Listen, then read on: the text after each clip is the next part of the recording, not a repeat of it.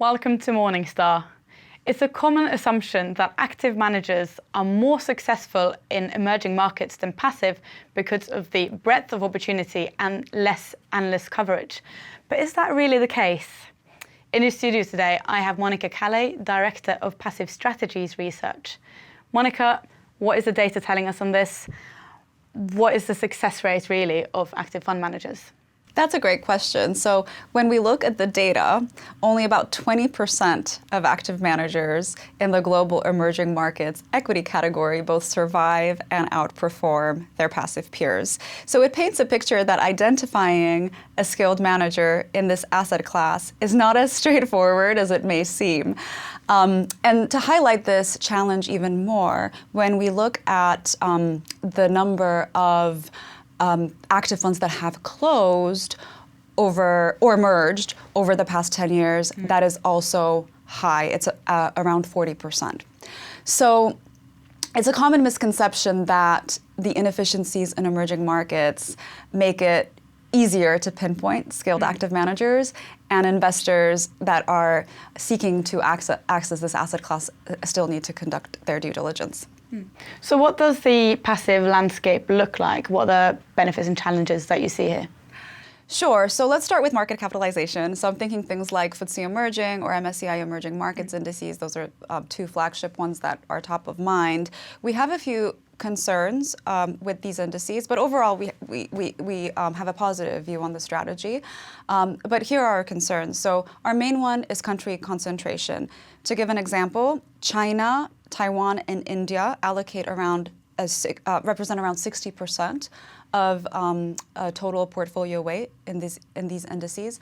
Now, you may say that active managers also have large single country allocations, but at least in theory, that's because they're hopefully conducting fundamental research that substantiate those weights.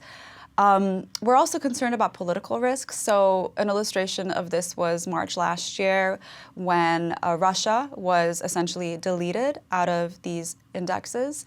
And as a result, asset managers had to write down those positions to zero. So there are evident concerns, but we also have a few aspects of these strategies that we find appealing. So we appreciate their broad diversification. They are representative of the opportunity set.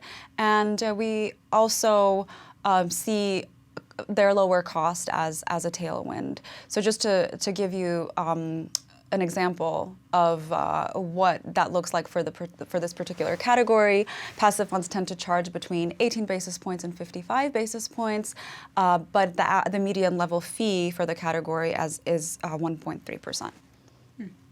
Another thing I want to talk about is ESG, and you mentioned country risk as well, regime risk.